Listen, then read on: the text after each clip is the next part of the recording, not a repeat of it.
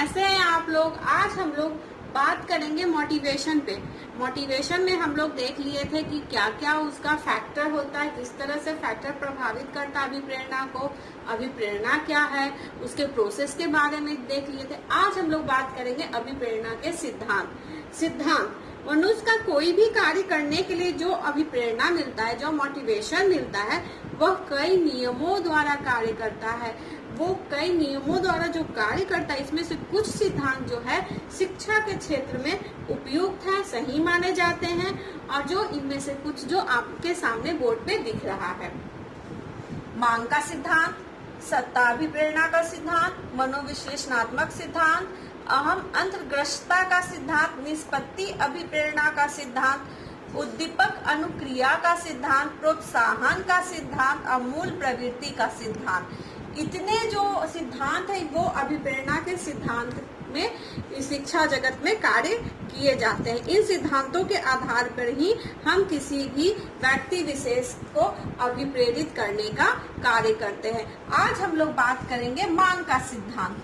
मांग का सिद्धांत अब्राहम मैस्लो के द्वारा दिया गया है। तो पहले हम अब्राहम मैस्लो का परिचय के बारे में चर्चा करेंगे। अभिप्रेरणा के सिद्धांत में मांग का सिद्धांत का बात करें तो मांग का सिद्धांत किनके द्वारा दिया गया? अब्राहम मैस्लो के द्वारा। अब्राहम मैस्लो मांग का सिद्धांत दिए थे। एक प्रश्न कभी कभी सीटेट वगैरह में पूछता है कि मांग का सिद्धांत किनके द्वारा प्रतिपादित किया गया, तो अब्राहम मैस्लो के द्वारा। अब्राहम मैस्लो न्यूयॉर्क के थे। उनका जन्म 1908 में हुआ था और निधन उनका 1970 में हार्ट अटैक के कारण हो गया था। अब्राहम मैस्लो मांग का सिद्धांत दिए थे 1943 में। कब दिए थे? तो 1943 में। अब्राहम मैस्लो को कैसा मनोवैज्ञानिक माना जाता था? उन्हें मानवतावादी ह्यूमनिस्टिक साइकोलॉजिस्ट के रूप में जाना जाता था। अब आप लोगों को लग रहा हो कि मानवतावादी मनोविज्ञान क्या है, तो इसके बारे में कभी हम लोग विशेष चर्चा करेंगे कि व्यवहार मनोविज्ञान क्या, व्यवहारवादी क्या था, मानवतावादी क्या था, अस्तित्ववादी क्या था, मनोविश्लेषणवादी क्या था। इसके बारे में अगले क्लास में हम लोग चर्चा करेंगे। अब अब्राहम मैस्लो जो थे वो 3 प्रकाशन उनका बहुत ही ज्यादा इम्पोर्टेंट था। एक motivation and personality, 2 toward psychology of being, 3 the further researches of human nature. ये 3 उनका मुख्य प्रकाशन था जो मनोविज्ञान के क्षेत्र में बहुत ही ज्यादा पॉपुलर हुआ। मैस्लो जो थे उन्हें मानवतावादी मनोवैज्ञानिक का जनक भी माना जाता है। एक प्रश्न यहाँ भी आता है कि मानवतावादी मनोविज्ञान के जनक कौन थे? तो अब्राहम मैस्लो। अब्राहम मैस्लो जो मांग का सिद्धांत दिए थे, ये एक हायरार्की में दिए थे, पदानुक्रमित था, जो एक सिस्टम से दूसरे सिस्टम तक था। इनका मानना था कि प्रत्येक व्यक्ति जो है पहले अपनी एक आवश्यकताओं को पूर्ण कर लेता है, तब उसके बाद दूसरे आवश्यकता की ओर बढ़ता है। यानी कि वो कभी भी रुकता नहीं, वो हमेशा चलते रहता है, क्रियाशील रहता है। इस कारण इसे अभिप्रेरणा में रखा गया, क्योंकि अभिप्रेरणा क्या है, उसमें हमेशा व्यक्ति क्रिया करते रहता है, गतिशील अवस्था में रहता है। और ये जो पदानुक्रमित होता है, ये हमेशा कुछ न कुछ आवश्यकताओं को लेकर होता है। उन आवश्यकताओं को ध्यान में रखे इसका नाम दिया गया मांग का सिद्धांत। अब मांग का सिद्धांत का कुछ महत्वपूर्ण विशेषता भी है, जिसके बारे में अभी हम चर्चा कर रहे हैं। पहला है कि मैस्लो के सिद्धांत को मनुष्य की आवश्यकताओं को ध्यान में रखकर दिया गया, मांग का सिद्धांत। दूसरा, प्रत्येक आवश्यकता की पूर्ति के बाद मनुष्य दूसरी आवश्यकता की पूर्ति की ओर बढ़ता है। आवश्यकता के सिद्धांत को कितने भाग में दिए मैस्लो? 5 भागों में। मनुष्य की आवश्यकता हमेशा निम्न से प्रारंभ होकर उच्च स्तर की ओर जाता है, यानी कि वो नीचे से शुरुआत होता है और उच्च स्तर तक जाता है। निम्न स्तर के नीचे के जो 3 स्तर होते हैं और उच्च स्तर के ऊपर के जो 2 स्तर होते हैं, वो स्तर जो प्रथम स्तर निम्न स्तर के स्तर में आते हैं नीचे के 3 स्तर, और उच्च स्तर में आते हैं ऊपर से 2 स्तर। यानी कि एक प्रश्न हमारा ये भी आता है कि निम्न स्तर में कितनी आवश्यकता आएगी, तो नीचे से जो 3 आवश्यकता आएगी वो निम्न स्तर में हो जाएगा, और ऊपर से जो 2 आवश्यकता होगी वो उच्च स्तर में आएगा। अब हम अब्राहम मैस्लो का एक हायरार्की आप लोग को ड्रॉ करके दिखा रहे हैं। उस हायरार्की के द्वारा हम आगे के बारे में चर्चा करेंगे। मांग का सिद्धांत जैसा कि आप देख रहे हैं कि 5 हायरार्की में है। एक पे क्या है, शारीरिक आवश्यकता, दूसरे पे सुरक्षा की आवश्यकता, तीसरे पे प्रेम और दूसरों से संबंधित रहने की आवश्यकता, चौथे पे आत्मसम्मान बनाए रखने की आवश्यकता, पांचवा जो सबसे ऊपर टॉप पे है वो है आत्म अभिव्यक्ति संबंधी आवश्यकता। इधर आप देख रहे हो कि निम्न स्तर से प्रारंभ होता है मनुष्य की आवश्यकता और धीरे धीरे वो उच्च स्तर की ओर जाता है, नीचे से ऊपर की ओर। इसीलिए ये जब ये एक पद से दूसरे पद में जा रहा है, इसीलिए इसे पदानुक्रमित का सिद्धांत भी कहते हैं। जब शारीरिक आवश्यकता की पूर्ति होती तब वो व्यक्ति दूसरी आवश्यकता सुरक्षा की ओर जाता है। जब सुरक्षा हो जाता है तो प्रेम और दूसरों से संबंधित रहने की आवश्यकता की ओर जाता है। जब वो पूर्ति होती है तो आत्मसम्मान की आवश्यकता की ओर जाता है और अंतिम आवश्यकता आत्म अभिव्यक्ति की आवश्यकता की ओर जाता है। आत्म अभिव्यक्ति की आवश्यकता के बारे में मैस्लो बोलते थे कि 10% ही व्यक्ति होते हैं जो आत्म अभिव्यक्ति आवश्यकता की ओर जाते हैं। अब ये देख रहे हैं कि ये जो हमारा 3 जो हम बोले थे कि नीचे का जो 3 अवस्था जो होता है, निम्न स्तर की जो 3 अवस्था है वो क्या है, वो अस्तित्व रक्षा संबंधी आवश्यकता होती है। यानी कि मनुष्य अपने अस्तित्व की रक्षा संबंधी आवश्यकता है, जिसमें शारीरिक आवश्यकता में अपने अस्तित्व, अपने जीवन को बनाए रखने के लिए, बचाए रखने के लिए भूख प्यास, फिर सुरक्षा में वो कपड़ा, मकान, शरीर की सुरक्षा के लिए जो अपने आप को सुरक्षित रहने के लिए कर रहा है। प्रेम और दूसरे संबंधित में भी वो अपना अस्तित्व बना रहा है कि प्रेम और दूसरे से संबंध यानी कि हम कर रहे तो अपने परिवार को आगे बढ़ाने की आवश्यकता को लेकर कि हमारा अस्तित्व बना रहे।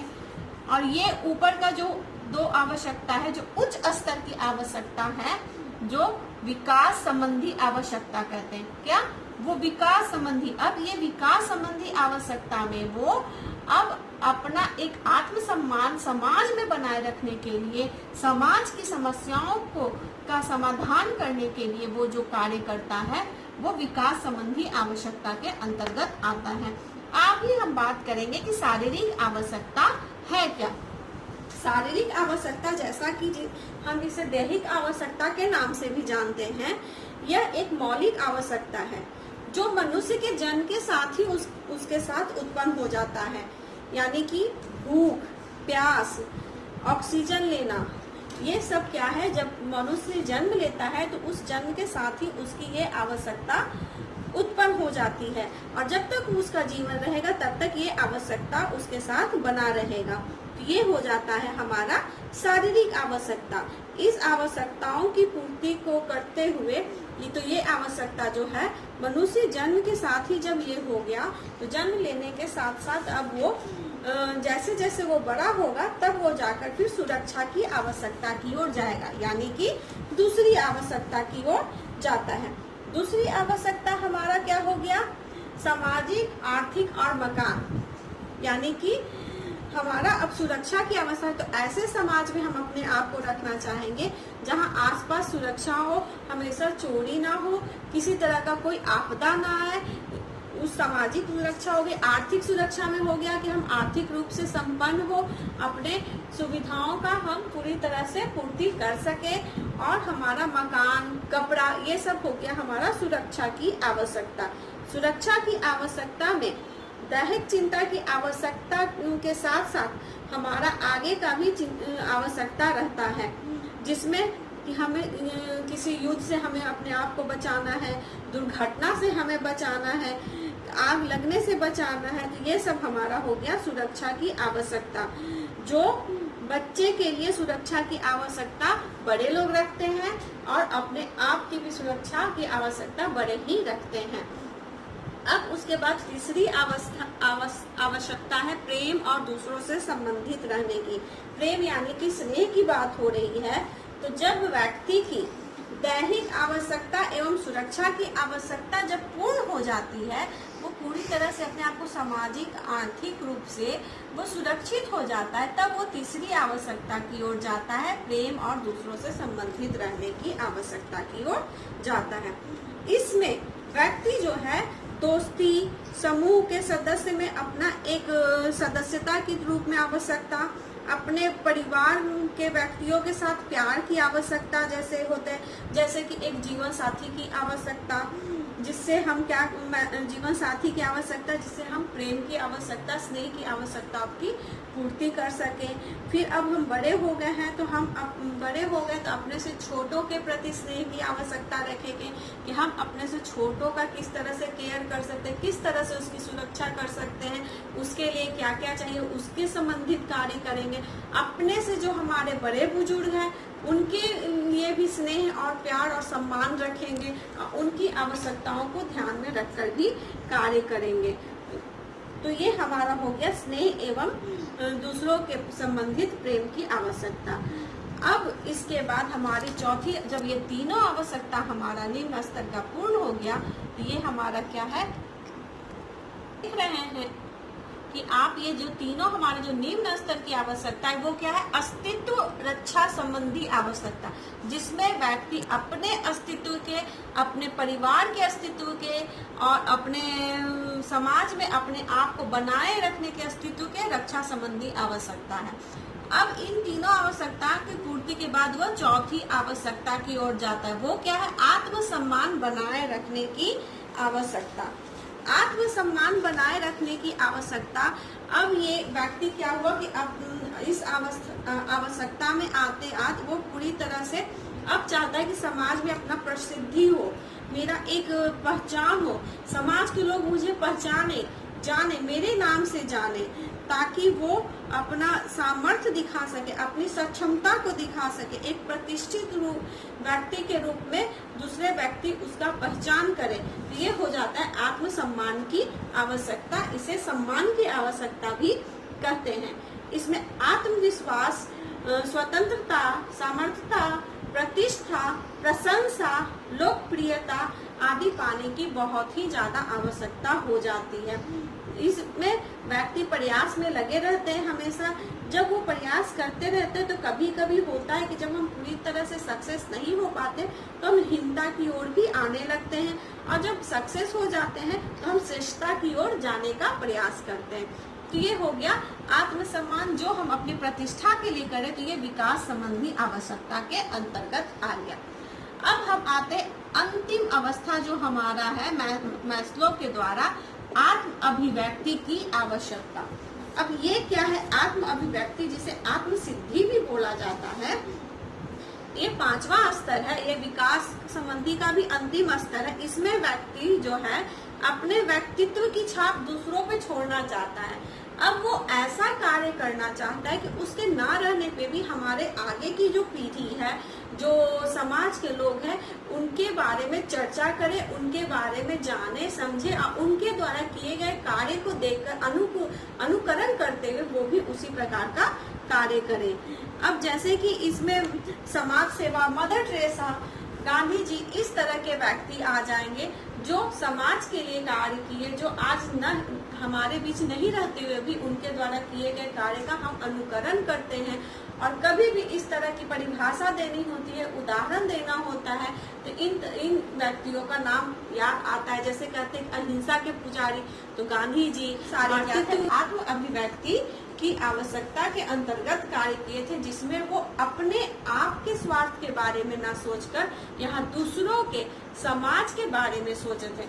जबकि यहाँ क्या था कि थोड़ा वो अपने आप की सामाजिक प्रतिष्ठा को ध्यान में रख के कार्य कर रहा है, लेकिन यहाँ सामाजिक प्रतिष्ठा में स्थान बनाने के लिए वो कोई स्वार्थ से काम नहीं कर रहा, वो अब कार्य कर रहा है, दूसरों के लिए कार्य कर रहा है। तो ये होता है आत्म सिद्धि की आवश्यकता।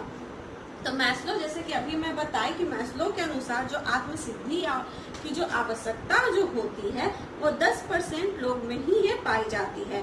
और ऐसे लोग क्या होते हैं कि ये पूरी तरह से रूढ़िवादी नहीं होते, यानी कि समय के परिवर्तन के साथ साथ अपने सोचने विचारने की क्षमता में भी वो परिवर्तन करते हैं। और ऐसे व्यक्ति की रुचि हमेशा अपनी समस्याओं से ज्यादा दूसरों की समस्याओं में रहता है, कि हमारे आसपास समाज में क्या समस्या है, हमारे देश विदेश में क्या समस्या है, इन समस्याओं के समाधान के लिए हम क्या कार्य कर सकते हैं, यानी कि बाहरी समस्याओं पे ज्यादा ये जोर देते हैं। और ये हमेशा ऑटोनॉमी सोच के होते हैं, स्वतंत्र सोच रखते हैं। अब रूढ़िवादी नहीं है तो जाहिर सी बात है, सोच भी स्वतंत्र रखेंगे और गोपनीय भी रखना जानते हैं। हर एक बात को वो पूरी तरह से विस्तार से नहीं, जब जहाँ लगा कि हाँ कौन सी बात हमें समाज के लोगों को बताना है, बस उतने ही बात तक, उतने ही दायरा तक बातों को बताते हैं। ऐसा नहीं कि सारे बातों की वो चर्चा करते हैं। और वो जो भी कार्य करते हैं वो ये सोचकर कार्य नहीं करते कि इससे हमें प्रशंसा मिलेगी, वो ये सोचकर कार्य करते हैं कि इससे हमारे समाज के लोग, हमारे आसपास के लोग किस तरह से सुरक्षित रहें और स्वस्थ रहें। तो ये मैस्लो का था। सिद्धांत में 5 सिद्धांतों की बात हुई। अब ये 5 सिद्धांत को जो मैस्लो जो थे वो 2 प्रकार में बांट दिए थे। मैस्लो जो थे मांग के सिद्धांत को में जो आवश्यकताओं की जो पूर्ति अभिप्रेरणा के लिए जो हो रहा है, इसे 2 मोटिव में बांटे थे। यानी कि उनका मानना था कि 2 तरह का अभिप्रेरक कार्य करता है, एक डी अभिप्रेरक, एक बी अभिप्रेरक। डी अभिप्रेरक में वो मैस्लो रखे 1 से 4 आवश्यकता। 1 से 4 आवश्यकता क्या क्या थी? शारीरिक आवश्यकता, सुरक्षा की आवश्यकता, स्नेह की आवश्यकता और सम्मान की आवश्यकता। और बी अभिप्रेरक में वो 5 ही अवस्था केवल आत्म सिद्धि की आवश्यकता को रखें कि ये बी अभिप्रेरक का कार्य करता है। अब हम यहाँ कुछ इम्पोर्टेंट बात करते हैं जो सीटेट वगैरह के तरह के टीचर के टेस्ट में आते हैं प्रश्न। निम्न स्तर में भी नीचे से 3 अवस्था आएगा। शारीरिक, सुरक्षा, स्नेह की अवस्था क्या है? निम्न स्तर की अवस्था। अगर हमारा प्रश्न आता है कि निम्न स्तर की आवश्यकता कौन कौन सी है, तो शारीरिक अवस्था, सुरक्षा की आवश्यकता, स्नेह की आवश्यकता। उच्च स्तर की आवश्यकता कौन कौन सी है? आत्मसम्मान की आवश्यकता, आत्म सिद्धि की आवश्यकता। एक प्रश्न हमारा ये भी आ सकता है कि अस्तित्व रक्षा संबंधी आवश्यकता कौन कौन है? तब इसमें भी वही होंगे, शारीरिक आवश्यकता, सुरक्षा की आवश्यकता, स्नेह की आवश्यकता। इसलिए मैं यहाँ 1, 2, 3 लिख दी। और विकास संबंधी आवश्यकता कौन कौन होगा? सम्मान की आवश्यकता और आत्म सिद्धि की आवश्यकता, जिसे मैं 4 और 5 के तरह दिखा रही हूँ। तो इस तरह से आप देखिए कि बहुत सारा प्रश्न, इसमें से 5-6 प्रश्न हमारा मुख्य निकल कर आया कि मानवतावादी मनोवैज्ञानिक कौन थे? तो हमारे अब्राहम मैस्लो थे। अब्राहम मैस्लो किसके जनक थे? तो मानवतावादी मनोविज्ञान के जनक माने जाते हैं। फिर उसके बाद हमारा दूसरा प्रश्न ये भी बना कि मांग का सिद्धांत कौन दिए? तो अब्राहम मैस्लो दिए। तो अब्राहम मैस्लो जो सिद्धांत दिए थे कितने क्रम में दिए थे? तो 5 क्रम में दिए थे। 5 क्रम में दिए थे। और फिर बनता है कि ये भी प्रश्न हमारा बनता है कि कौन ऐसा सिद्धांत है जो एक के पूर्ण होने पर दूसरे के क्रम में जाता है? तो ये हमारा मांग का सिद्धांत है, जो एक आवश्यकताओं की पूर्ति होने पर ही दूसरे आवश्यकता की ओर मनुष्य पहुंचता है, जिस कारण इसे क्या कहा जाता है? पदानुक्रम का सिद्धांत भी कहा जाता है। अब हमारा फिर अगला प्रश्न बनता है कि मैस्लो जो थे वो उनका क्या मानना था? अभिप्रेरक कितने तरह के होते हैं? तो वो मांग के सिद्धांत में 2 तरह का अभिप्रेरक का बात किए थे, डी अभिप्रेरक और बी अभिप्रेरक। डी अभिप्रेरक, डी में 1 से 4 और बी में आत्मसिद्धि। अब आत्मसिद्धि के लिए मैस्लो का क्या मानना था कि आत्मसिद्धि की आवश्यकता की पूर्ति 10% ही लोग कर पाते हैं, बाकी 90% लोग इस आवश्यकता तक नहीं पहुंच पाते। वो सम्मान तक ही रह जाते, उन्हें सम्मान मिल जाता है, प्रतिष्ठा मिल जाती है समाज में, तो उससे आगे वो सोचना नहीं चाहते। तो स्टूडेंट, इसी के साथ आज हम लोग अभिप्रेरणा का सिद्धांत जाने कि अभिप्रेरणा का क्या क्या मुख्य सिद्धांत है, जिसमें आज हम लोग मांग का सिद्धांत के बारे में चर्चा किए। अब आगे के सिद्धांत के बारे में अगले क्लास में चर्चा करूंगी। आशा करती हूँ कि आज का आप लोग को वीडियो पसंद आया होगा तो लाइक कीजिए। सजेशन बॉक्स में अगर आप कुछ लिखना चाहते हैं, कुछ सजेशन देना चाहते हैं, कुछ कमेंट करना चाहते हैं, तो वो भी आप कर सकते हैं। Thank you.